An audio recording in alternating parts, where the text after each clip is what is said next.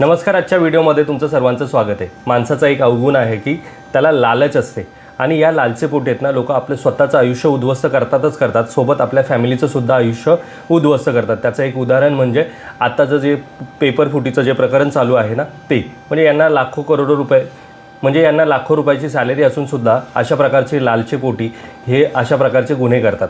आणि ही लोकं तर जाऊ देत, पण सामान्य लोकंसुद्धा आहेत ना लालचेपोटी आहेत ना खूप साऱ्या पैशाला मुकतात किंवा स्वतःला गंडा घालून घेतात. त्यांना माहिती असतं की हे फेक आहे, हे चुकीचं आहे, पण तरीसुद्धा पैसे दुप्पट करण्याच्या नादामध्ये ना लुटले जातात, अक्षरशः लुटले जातात. आणि तेच आपण आजच्या या व्हिडिओमध्ये पाहणार आहोत. तर चला व्हिडिओला स्टार्ट करूयात. पण व्हिडिओला स्टार्ट करण्याअगोदर जर तुम्ही चॅनलवरती नवीन असाल आणि चॅनलला अजूनही सबस्क्राईब केलं नसेल तर चॅनलला सबस्क्राईब करून ठेवा, म्हणजे असेच इन्फॉर्मेटिव्ह व्हिडिओज तुम्हाला या चॅनलवरती पाहता येतील.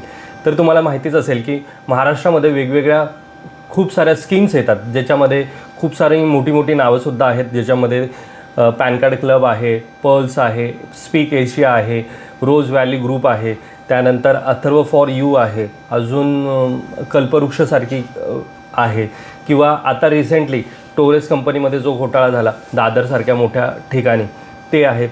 तर ही सगळ्या आहेत ना वेगवेगळ्या स्कीम्स आहेत आणि यांच्याकडे काय असतं की ते तुम्हाला सांगणार की तुम्ही पैसे गुंतवा, पैसे गुंतवल्यानंतर तुम्हाला त्याच्यामधून एवढे रिटर्न्स मिळतील, दुप्पट मिळतील, तिप्पट मिळतील, चौपट मिळतील, आणि अशा प्रकारच्या स्कीम्स ते राबवतात. पण हे स्कीम राबवण्याचं त्यांचं एक वेगळं पॅटर्न असतं आणि त्या पॅटर्नमध्ये ना माणूस सहज अडकतो. आणि जो माणूस अडकतो ना त्यालासुद्धा माहिती असतो की आपण अडकलेलो आहोत, आपण त्या जाळ्यामध्ये चाललेलो आहोत, पण तरीसुद्धा लोक जातात.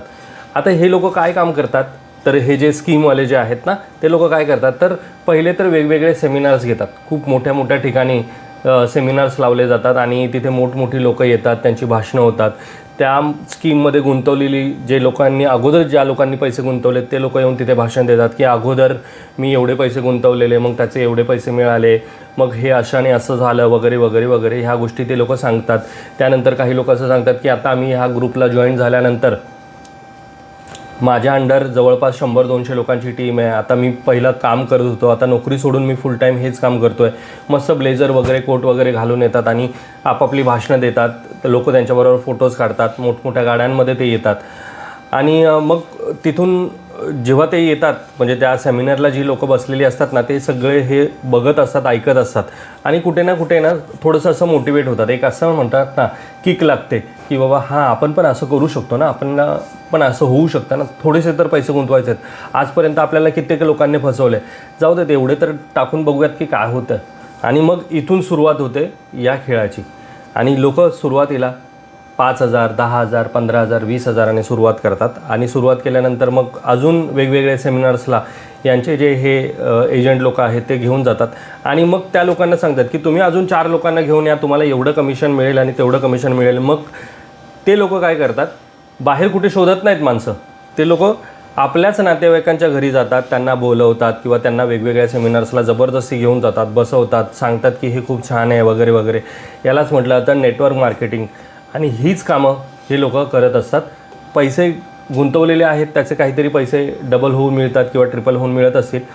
पण हे झाल्यानंतर आहे ना लालच अजून वाढत जाते.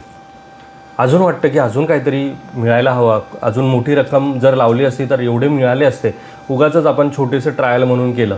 मग मोठी रक्कम घेऊन येतात, खूप सारे पैसे त्याच्यामध्ये गुंतवतात आणि अचानक एक दिवस कळतं की ऑफिस बंद.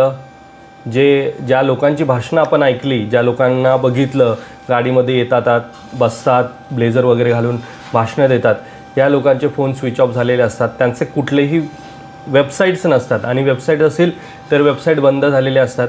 कुठलंही रजिस्टर ऑफिस नसतात, स्वतःच्या नावावरती कुठलंही ऑफिस नसतं, त्यामुळे ते बंद होतात. आणि असं अचानक एकाच रात्री आहे ना विश्व संपल्यासारखं असतं ज्या लोकांनी त्यांचे पैसे तिथे गुंतवलेले आहेत त्यांच्यासाठी.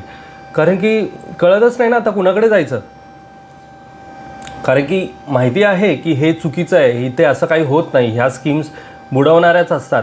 मग आता काय करायचं, कारण की पोलिसांकडे गेले तर पोलीस तर पहिले तेच भाषण देणार की तुम्हाला अक्कल नाही आहे का, एवढं सांगतात सोशल मीडियावरती किंवा वेगवेगळ्या ठिकाणी. गव्हर्नमेंट पण हे सांगतं की अशा भामट्यांवरती विश्वास ठेवू नका, अशा स्कीमवरती विश्वास ठेवू नका, तरीसुद्धा तुम्ही कसं काही विश्वास ठेवता.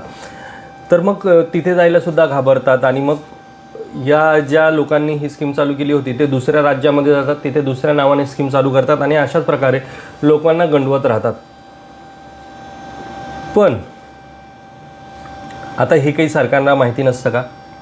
सगळ्यांना सगळ्या गोष्टी माहिती असतात, सगळ्या लेवलवरती सगळ्या लोकांना माहिती असतं, पण तरीसुद्धा कुठे ना कुठे कानाडोळा केला जातो. आणि किंवा सरकारला जरी याच्याबद्दल माहिती नसेल तरी लोकांना याच्याबद्दल माहिती असते की हे चुकीचं आहे, पण तरीसुद्धा लोक कंप्लेंट करतात का? ते अगोदर आपली फसवणूक होण्या अगोदर कंप्लेंट करतात का? तर नाही. जर कंप्लेंट केली असती तर कितीतरी लोकांचे पैसे बुडण्यापासून वाचले असते ना. पण लोक काय करतात, लालचे पोटी आपण त्याच्यामध्ये जातो. आता टोरेस कंपनीचंच उदाहरण घ्या ना. मुंबईमधील सगळ्यात मोठं ठिकाण म्हणजे दादर, आणि ह्या दादरसारख्या ठिकाणी जिथे खूप सारी शिकलेली लोक, मोठी मोठी लोकं राहतात, ज्यांच्याकडे लाखो करोडो रुपये आहेत, अशी लोकं राहतात. आणि अशी लोकंसुद्धा या कंपनीच्या जाळ्यामध्ये अडकली. गेले 5-6 महिने त्यांनी तिथे काम केलं, ऑफिस ओपन केलं, मोठं एक शोरूमसारखं सगळ्या गोष्टी केल्या. तुम्ही जे पैसे गुंतवले त्याच्या बदल्यामध्ये काहीतरी ते दगड दिले जायचे आणि ते दगड तुम्हाला खूप व्हॅल्यू क्रिएट करून देतील असं सांगितलं जायचं. सुरुवातीला काही लोकांना ते पैसे मिळालेसुद्धा, पण नंतर अचानक एक दिवशी कंपनी बंद झाली आणि न्यूज चॅनेलवरती सगळीकडे त्या टोरेस कंपनीचं नाव झळकायला लागलं. आणि ही जी लोकं होती ती कुठली होती? रशियन. तिकडनं आली आणि इथल्या लोकांना गंडा घालून निघून गेली. म्हणजे बघा. आणि तरीसुद्धा आपल्याला कळतच नाही की आपण काय करतोय ते. म्हणजे थोडक्यात काय, लोकांना काय पाहिजे की झटपट पैसा पाहिजे, दुप्पट झाले पाहिजेत पैसे, माझे शॉर्ट टर्ममध्ये मला खूप सारा पैसा मिळाला पाहिजे, असं लोकांचं धोरण आहे. आणि याच धोरणामुळे ना कित्येक लोक कधीही इन्व्हेस्टमेंट करू शकत नाही, कधीही त्यांच्याकडे वेल्थ क्रिएट होत नाही. कारण की एका ठिकाणाहून ठेच खाल्ल्यानंतर आहे ना 5-6 महिने ते शांत बसतात. 5-6 महिने नाही, मी म्हणेन की 2-4 वर्ष तरी शांत बसतात. पण 2-4 वर्षानंतर पुन्हा कुठली तरी नवीन स्कीम येते आणि पुन्हा त्यांना वाटतं की ह्यावेळेस ही स्कीम नवीन आली आहे, पहिल्यांदाच मार्केटमध्ये आली आणि आत्ता सुरुवात झाली आहे, म्हणजे नंतर कधीतरी ही कंपनी पळून जाणार आहे, पण तोपर्यंत आपण हात धुवून घेऊयात, आपण सुरुवात करूयात. पण तसं होत नाही, सुरुवातीलाच ती कंपनी निघून जाते.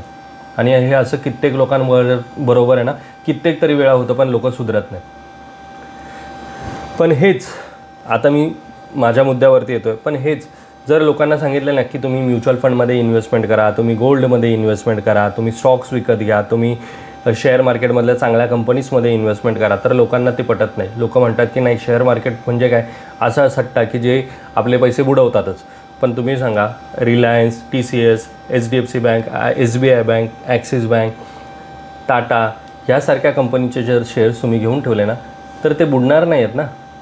पण लोक काय करतात, ब्ल्यू चिप कंपनी बघतात, 10 रुपयाची कंपनीचा शेअर विकत घेतात आणि त्यांचं स्वप्न असतं की 1 लाख रुपये त्या शेअरची प्राईस व्हावी, पण ती रातोरात होत नाही. आणि मग अशा कंपनीजमध्ये पैसे जर गुंतवले तर ते बुडतातच. म्हणजे हे चुकीच्या ठिकाणी आणि चुकीच्या लालचपोटी आहेत ना, अशा प्रकारची इन्व्हेस्टमेंट केली जाते. त्यामुळे ती इन्व्हेस्टमेंट लाँग टर्मपर्यंत टिकत नाही आणि लगेचच संपून जाते आणि त्याच्यातनं त्यांना वाईटच अनुभव येतात. म्हणजे तुम्ही पोस्टामध्ये पैसे गुंतवले, कुठल्या एखाद्या बँकेमध्ये पैसे गुंतवले, RD केली, किंवा तुम्ही म्युच्युअल फंडमध्ये पैसे जर गुंतवले SIPच्या माध्यमातून, इथे पण लोक म्हणतात की SIP म्हणजे काय, तर फ्रॉड आहे वगैरे वगैरे वगैरे. यामध्ये आहे HDFC mutual fund, axis mutual fund, Kotak mutual fund, Tata mutual fund, ICICI mutual fund, अशी कित्येक नावं आहेत जी मोठी नावं आहेत. आणि यांनी आहे ना मार्केटमध्ये आपलं कॅपिटल किंवा आपलं गुडविल बनवण्यासाठी आहे ना लाखो करोडो रुपये खर्च केलेत आणि एवढ्या वर्ष ते हे काम करतात आहेत.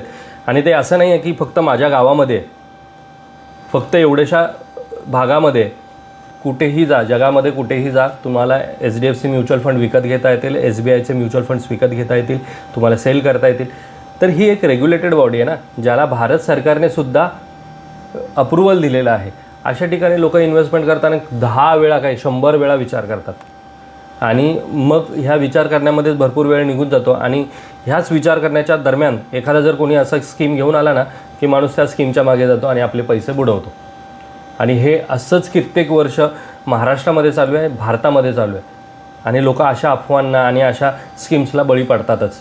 पण तेच त्यांना सांगितलं की अशा प्रकारची कोणतीही इन्व्हेस्टमेंट करा तर त्यांच्याकडे पैसे नसतात. तर माझं सगळ्यांना हेच म्हणणं आहे की जोपर्यंत तुम्ही तुमची इन्व्हेस्टमेंटला सिरियसली घेणार नाही, तुमच्या पैशांना जर तुम्ही सिरियसली घेणार नाही ना, तोपर्यंत अशी लोक येणार, पैसे घेणार तुमच्याकडनं आणि पळून जाणार. आणि तुम्हाला त्याचा थांगपत्ताही लागणार नाही, तुमच्याकडे कुठलाही त्याचा ट्रॅक रेकॉर्ड नसणार. कारण की ते कुठलंही पासबुक तुम्हाला देत नाहीत ना, कुठलीही रिसिप्ट तुम्हाला देत नाहीत. मग तुमच्याकडे काय प्रूफ आहे की तुम्ही त्यांच्याकडे इन्व्हेस्टमेंट केली? काहीच नाही. आणि कोर्टात पण हे सिद्ध नंतर होतच नाही. त्यामुळे यांचे पैसे कधीही यांना परत मिळतच नाहीत, ही वस्तुस्थिती आहे. आणि असेच कित्येक अनुभव लोकांना आलेले असतील. मी याच्याशी रिलेटेड एक पोस्ट फेसबुकवरती केली होती गेल्या काही दिवसापूर्वी, आणि त्याच्यावरती लोकांना सांगितलं होतं की तुम्हाला कोणत्या कंपनीजबरोबर काय काय अनुभव आले ते मला कमेंट्समध्ये सांगा. आणि ती जर तुम्ही माझी पोस्ट बघितली ना, त्याच्यावरती कित्येक सारी लोकांनी कमेंट्स केलेले आहेत की त्यांना कोणत्या कंपनीजमध्ये आणि कशाप्रकारे त्या कंपनीजने त्यांना फसवलं आहे आणि त्यांच्या नातेवाईकांनी कशाप्रकारे त्यांना त्या कंपनीजपर्यंत घेऊन गेले, त्यांचे पैसे गुंतवले. आता ती कंपनी पण गेली आणि ते नातेवाईकसुद्धा त्यांच्याशी बोलणं बंद केलं. असे कित्येक अनुभव लोकांनी त्याच्यावरती शेअर केले. ती कमेंट तुम्ही ती फेसबुक पोस्ट तुम्ही नक्की पहा, म्हणजे तुम्हाला त्याच्यातनं एक थोडक्यात लोकांचाही अंदाज येईल. मी फक्त माझंच सांगत नाही आहे, लोकांनी जे सांगितलेलं आहे ते तुम्ही त्याच्यावरती वाचू शकता. तर हेच होतं मित्रांनो आजच्या या व्हिडिओमध्ये. या व्हिडिओच्या माध्यमातून तुम्हाला हेच सांगण्याचा प्रयत्न आहे की कोणत्याही प्रकारे जर तुम्ही शॉर्ट टर्म मार्ग घेतला पैसे दुप्पट करण्याचा, तर तो कधीही सक्सेसफुल होत नाही. तो एक डेंजरस वे आहे जो तुम्हाला कुठेतरी पुढे जाऊन खाईमध्ये लोटणार आणि बुडवणार. त्यामुळे एक सिस्टमॅटिक वेने तुमची इन्व्हेस्टमेंट स्टार्ट करा, चांगल्या प्रोडक्टमध्ये इन्व्हेस्टमेंट करा, तरच ती तुम्हाला लाँग टर्ममध्ये वेल्थ क्रिएट करून देईल. तर आजचा हा व्हिडिओ तुम्हाला आवडला असेल तर व्हिडिओला लाईक करा. चॅनलवरती जर तुम्ही नवीन असाल तर चॅनलला सबस्क्राईब करा. भेटूयात मित्रांनो अशाच एका इन्फॉर्मेटिव्ह व्हिडिओमध्ये. तोपर्यंत बाय बाय.